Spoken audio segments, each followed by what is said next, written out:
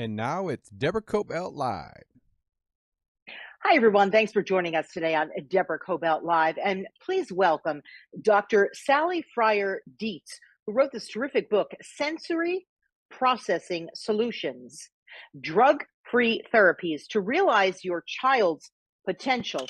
And what I found particularly interesting about this book is you tackle many questions, therapies, for children who are diagnosed or told that they have ADD, ADHD. I'm always a little confused. What is what? So you'll explain that to us. And I found this to be a very useful book. I've passed it around to friends. So I hope that people get a lot out of our conversation. Thanks so much for joining us. Thank you for having me. Yeah. Talk to me about this book. Why did you write it? Because I know that you had your own personal experience. So I wrote the book for parents, other parents like I was, and teachers and pediatricians or other professionals who work with kids who see lots of children and are trying to understand their behavior and what's going on with them.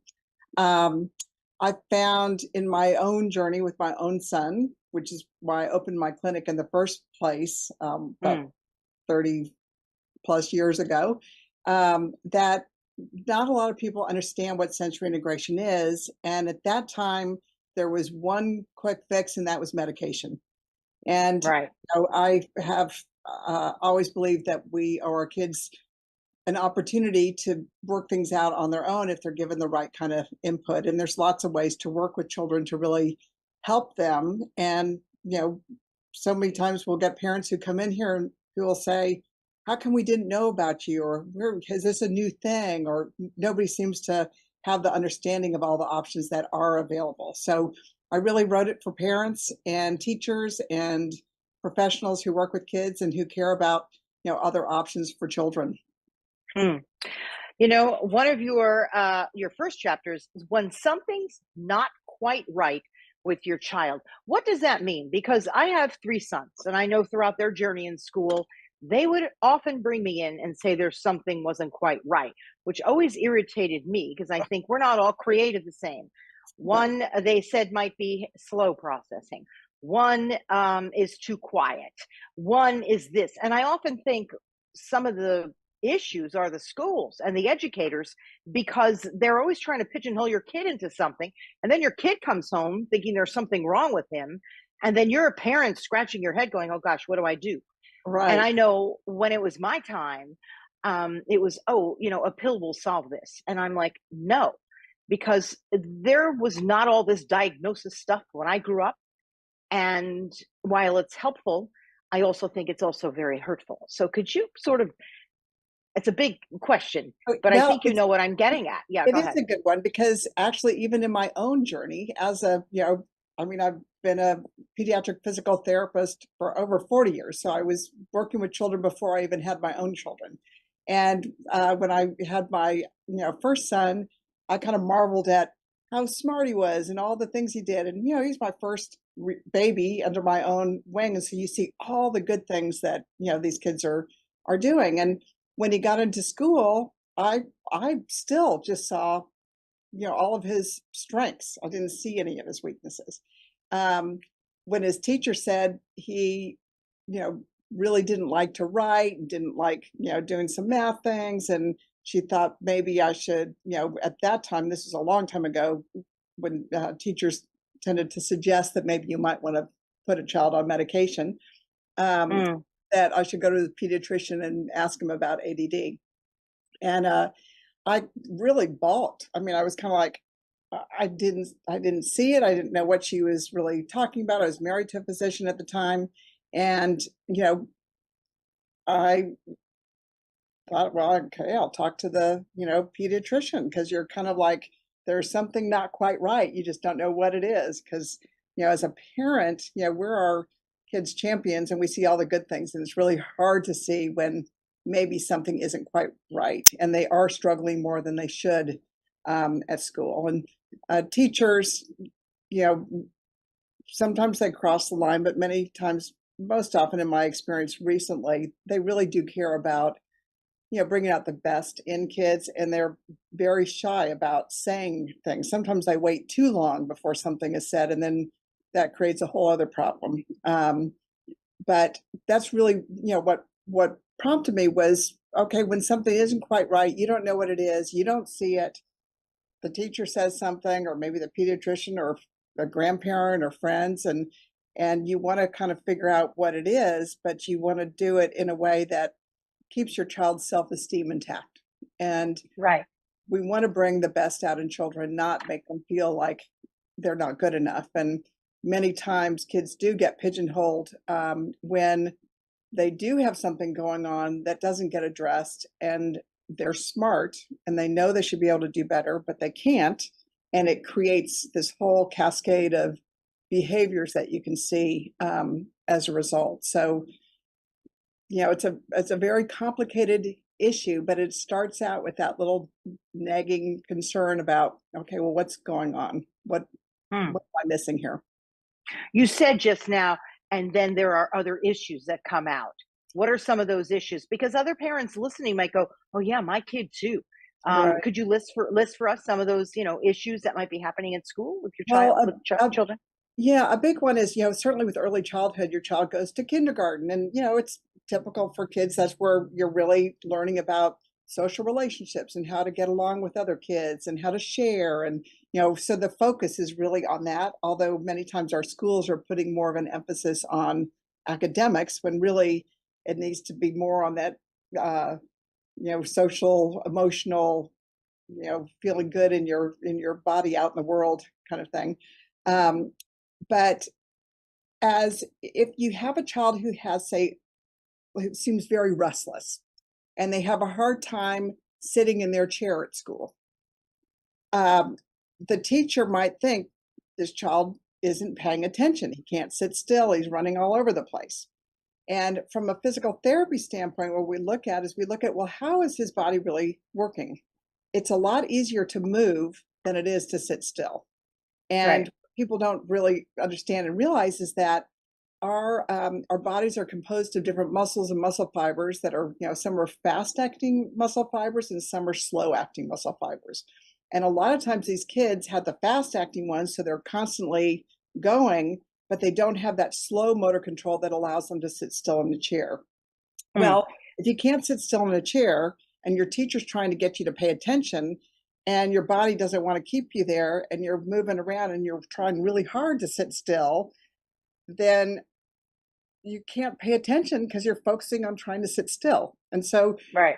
this is an oversimplification, but it kind of illustrates how so many times these kids get pigeonholed into that, attention problem when it's really a physical issue. So we look at the, total body, see what's going on with the muscles, the motor control. Can you control both sides of your body together? That also plays into, can you sit still?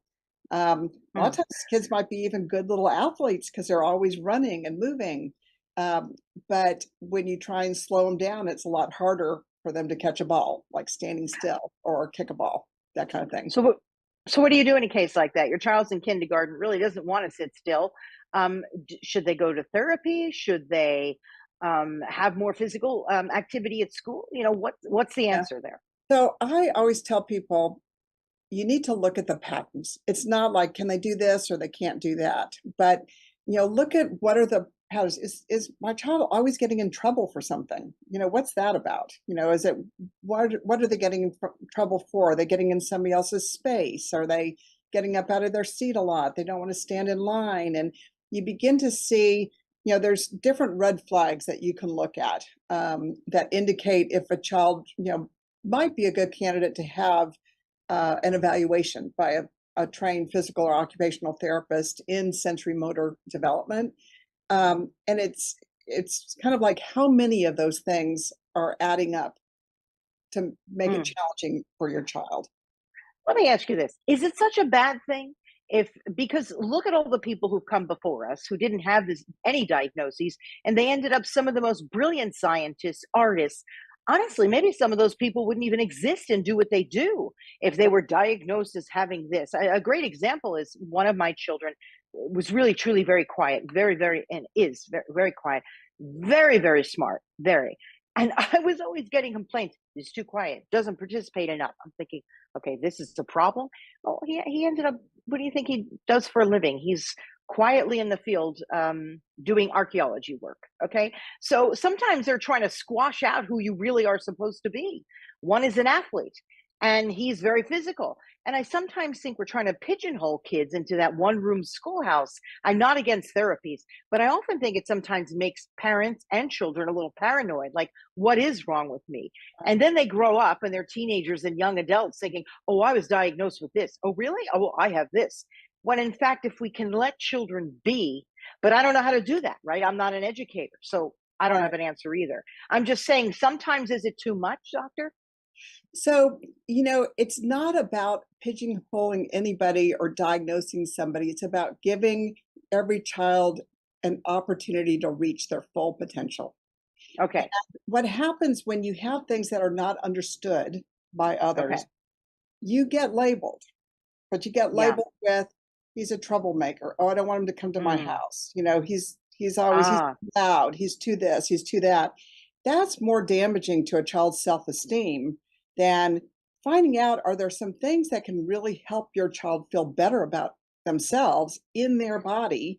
And it's part of the whole diagnosis of ADD and ADHD, which is attention deficit disorder or attention deficit disorder with or without hyperactivity, is those kids are characteristically very bright. In Right. fact, part of that diagnosis is you have an above average intelligence, and they are capable of doing tons of stuff, and there's nothing wrong with their intelligence. What is the problem is how they're able to express that intelligence. And your kids were lucky, that they found their way and they, have something that they're really, they feel good about themselves. I was lucky too with my own son, but I did do everything I could to, get him into therapy and, have the Right. right opportunities to actualize that. But, um, you want to give them the tools to be able to access and make choices and not have choices being made for them. Hmm. Exercise is one of those things that's a big one, because a lot of these kids when they're little may have some kind of coordination disorders, which may make them stand back and not want to get as involved. Right. It doesn't have anything to do with the intelligence, but it has to do with how their body is working. And many times you'll see children, with attention problems. It's not that they don't pay attention; it's that they pay attention to what they want to pay attention to. You know, there's a great train set that they want to work on, 10 hours a day building, a lot of these kids do incredible stuff. I had a little boy once who was an amazing artist. At the age of 5, he drew the most intricate windmills I've ever seen in my life. Wow. I mean, he was a savant, I mean, he was brilliant.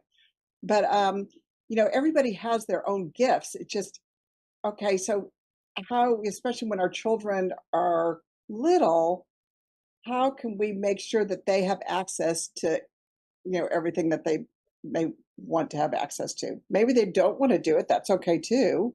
But, at least you kind of, have those opportunities to work things out.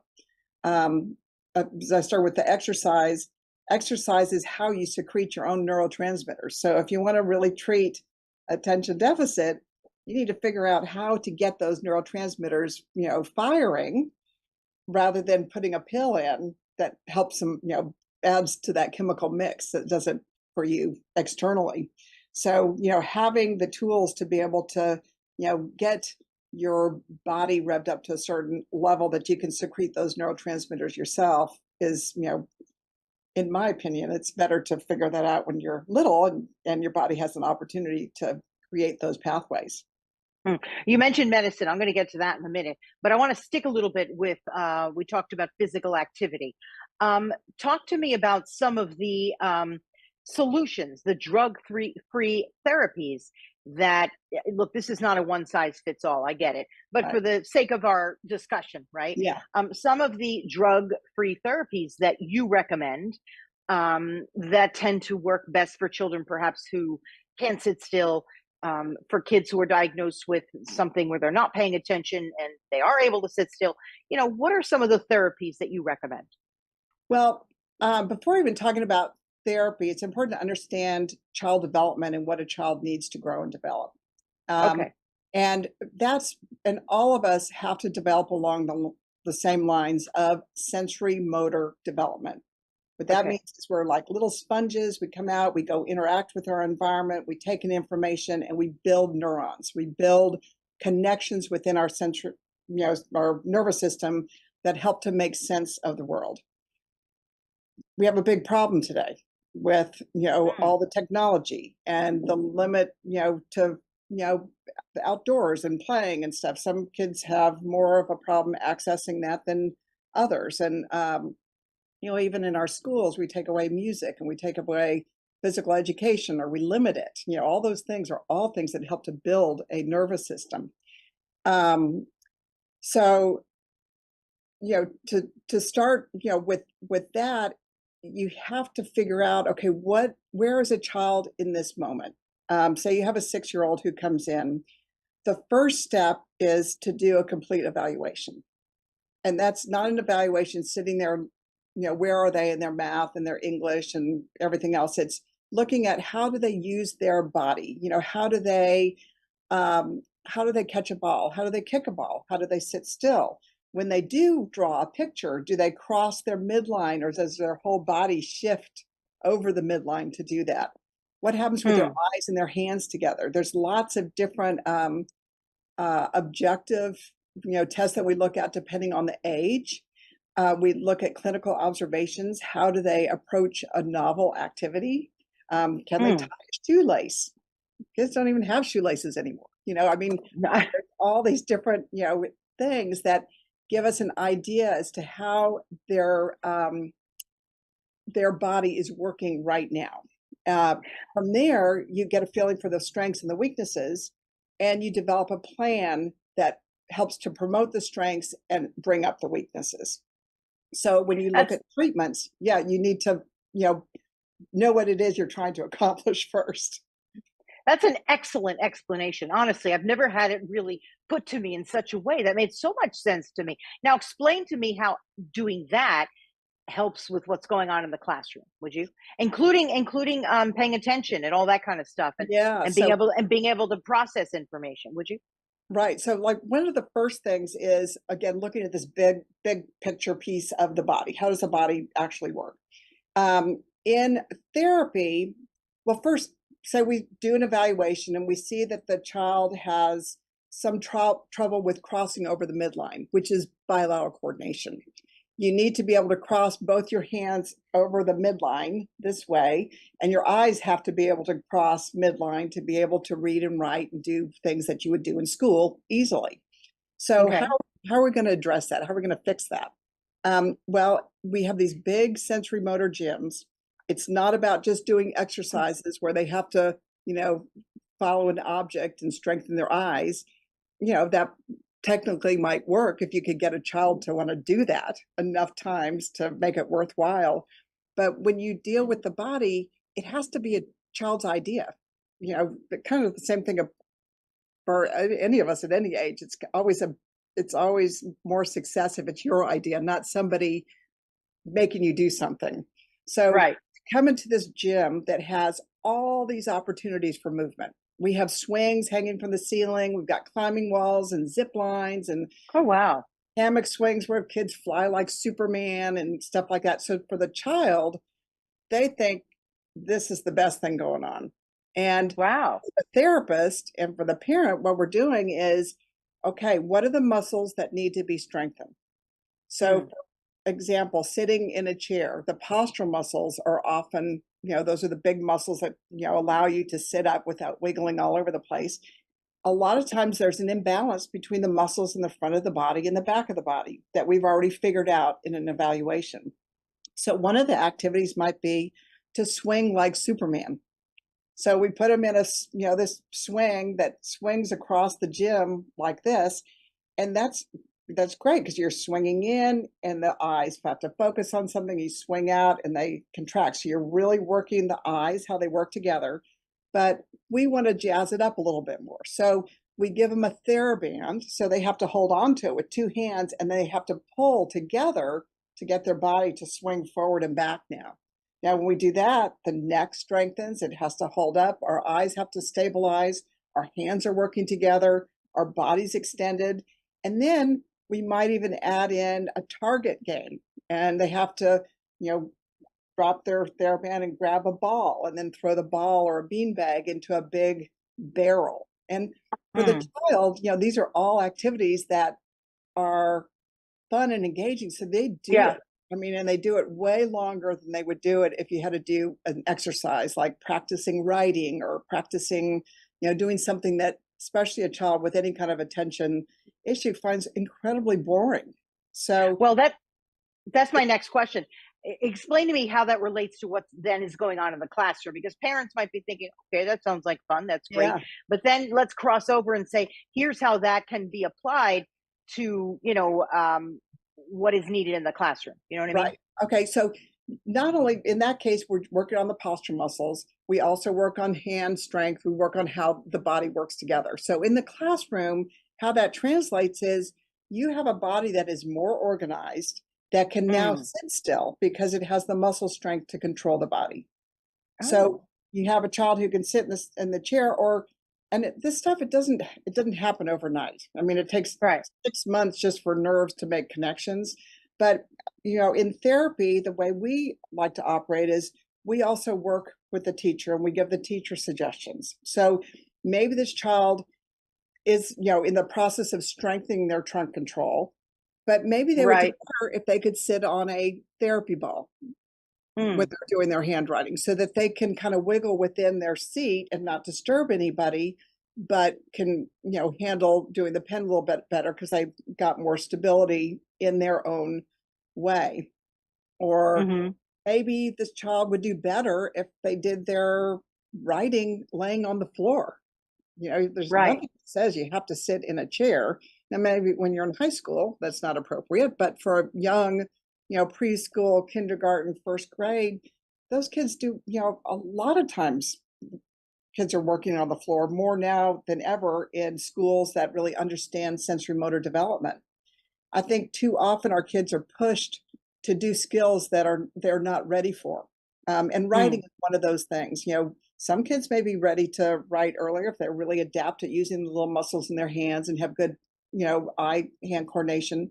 But many others, it's too much. They put a pencil in their hand and the pencil's too tiny, and they're trying to, they can't even coordinate their eyes with where their hand is going. And of course they're going to hate it because it's just not working well.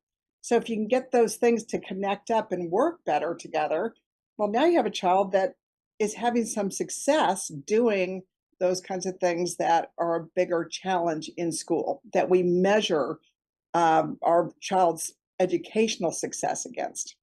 And what about when kids get to high school? You mentioned high school. Well, you really, our brains, fortunately, we have neuroplasticity. We change throughout our entire life. Thank goodness for us who are older, we're still changing and growing.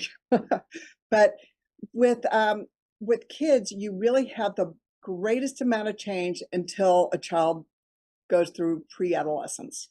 And anybody who has raised a teenager knows when you get into high school and you go through pre-adolescence and you're now in full-blown adolescence, they are a different being. And it doesn't mean they don't still have needs. It means, if they need some kind of support, we still have tools we can use for that, but it's not going to be the same as when you're 6 years old in the gym swinging like Superman.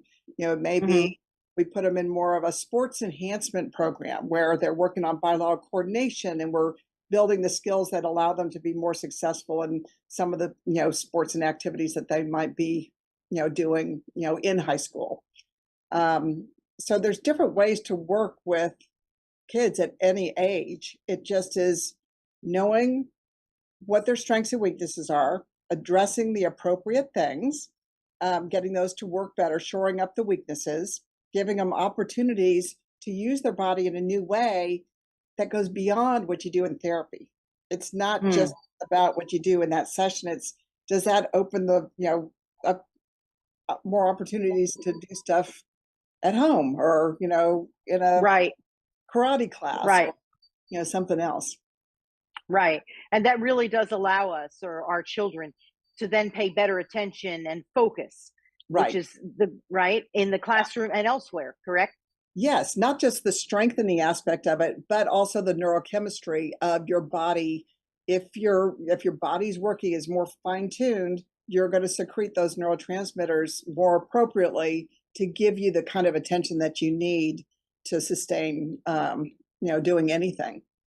Now, what about medicine? Because I remember when one of my children was in school, they were almost passing around Adderall, seriously, in the library in high school, almost like it was M&Ms, and I was furious. And obviously, it wasn't prescribed. This is something that kids are passing to each other, which I was obviously against. And it was very hard to stop something like that when you see that happening. Clearly, don't do that. But when should a child be prescribed medicine, and when do you know what's right and what's not? In my opinion, not everybody is fortunate enough to have access to, having a good, sensory motor evaluation. Right. So there's different circumstances for everybody, but in a perfect world, you would want to do everything you could first in a more holistic way, especially when your children are growing and developing so rapidly in those first 10, 11, 12 years of life. Right. It doesn't mean you can't make a difference later, because you can. It's just going to take longer. So the earlier you figure it out, the better opportunity for minimizing problems down the road. The problem is we have an over-reliance on medication in this country. Of course. Okay, so you're going to have people who need the medicine. It's not that anybody's against medication, Right. but you would want to try everything you could first. And are you making, progress? We've never seen anybody not do any better. I mean, kids will do better, but do they need medicine or not? Some might, some do. But it's because you've gotten, what makes that child tick. I mean, we've done all these things, the body's strong, and we've got things where they need to be, but we still have a problem with something in school. It's usually more of a more severe issue. Sometimes that can be addressed by going to a different school. I mean, there's always options. There are always options. We didn't always have stimulant medication. I used to work with a pediatric neurologist, and she told me, she said, Sally, you put anybody on a stimulant for a short period of time, and they're going to look better. And what happens is these kids get put on a stimulant. It's speed. That's what it is. Adderall, Ritalin, those kinds of things. They now have a greater variety of medications. They have some that work on the other end of the neurotransmitter. And now there's blood tests that can be performed that say which drugs you might tolerate that are better. And, there's a little bit more of a science to it. But the problem is it's often the first step. And is that really the best first step? A lot of times, parents and teachers, they just want the problem to go away. They don't want to put in the time it takes to, to get the body to be more functional, or, to really understand it. But when everybody's working on the same team, and you've got the parents understanding what's going on with the child, and you have the teacher understanding what's going on with the child so they can support them at school, parent can support them at home, they can have the therapist who's pushing them in the therapy to do more, and then communicating with the teacher and the parent. It's part of a team, and kids, they just do better. They feel better about who they are, and it's not something that's broken. Can these medicines become addictive? They can become addictive. Absolutely. Typically what happens, what's interesting, and, again, everybody is different, but in children, a lot of times children don't like the medicine. They don't like how they feel on it, and they don't want it, the younger kids. When they get to high school, if, in college, it becomes even a bigger problem, because when kids start having more freedom and more access to all the, social media and everything that we have going on today, there's a tendency to want to self-medicate. And just like, back in the old days when we were in college, I bet you knew some people who would take a pill to stay up all night to write that term paper. And Yeah. it's really not that different than, what's going on today. We just have a wider variety of medicines, and more is out there, more is on the black market. Kids have, figured out, well, I could sell some of these and make some extra money. And, it's a problem. It's a big problem, but the problem is access. And everybody thinks because it's a prescription drug, it's okay. So, Yeah. you know, So parents of teenagers, parents, who may not have had any therapy because they didn't, right? Not everybody has access to that. Not all schools are recommending. So teenagers, and then of course, young children. What would you recommend? Clearly picking up this book. This is a great book and well written, Sensory Processing Solutions. But for anyone hearing this and they're thinking, gosh, my kid might fall into this, or frankly, I might fall into this as an adult, what would you recommend? What would be the first course of action? um, you're finding a sensory motor therapist, a physical or an occupational therapist who Hmm. specializes in sensory motor development. That's kind of the Okay. first, so especially for children. Um, Mm. there are, clinics that also work with adults. Interestingly, we also have a clinic that deals with concussion, where we see a lot of adults. And for concussion therapy, you see people who have what's called post-concussive syndrome, because Hmm. their symptoms don't go away quickly. They should go away within 2 to 3 weeks at the most. And if you have prolonged symptoms, it's associated with several risk factors. Some of those are a previous history of learning differences or attention problems, impulsivity, depression. Those are all things that we tend to see with our Hmm. kids who are untreated early on, or kids who have kind of underlying kind of pathology. So if they get a concussion, it throws them back into this sensory integration crisis. So when Oh, we do the wow. concussion rehab, we are actually doing the same kinds of things that we do with the little kids, only we have bigger and better tools. We have like a big light board that's called a Dynavision that we can work on timing and bilateral coordination and everything. We have balance machines that measure somebody's sway. Are they able to, standing up straight, or do they tilt to one side or whatever? What's going on with their neck? Do we need to do some manual therapy to help address the tensions in the neck from whatever injury they incurred? So you're doing all the same sensory motor therapies, vision and vestibular in particular, but you just approach it a little bit differently. So an adult Hmm. could also benefit from those same things if those issues are present. So it always gets back to, you need to evaluate it, have somebody who knows how to evaluate and look at those things, and then decide, well, is there a treatment program that would benefit this person? Everybody's different. Before I let you go, we only have a couple of minutes. You mentioned you initially got interested and involved from a clinical perspective because of your son. How Mhm. is he doing now? He's doing great, isn't he? He is doing great. And that didn't mean I didn't spend a lot of times crying in people's offices as he grew up, but he's a very successful, he's 38 years old, attorney, prosecutor, has you know two adorable little girls with another one on the way, and is happily married. And I mean, I've even gotten to live to the point where he said to me, Mom, I may have hated it when you were, telling me to do all these things, but I really do appreciate, where I am today. And thanks so much. And that Yeah, is what will catch you. yeah, and gave us all a couple of extra wrinkles on our forehead too, right? Because Yeah.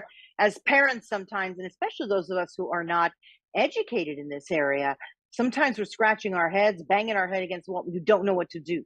Right. Um, And it's and really I know, easy. Yeah. It's easy to blame it on the kid. It's like, oh, if you only did this, you get so frustrated sometimes because it could be so much easier, but they have personalities and different yeah, factors that play into it.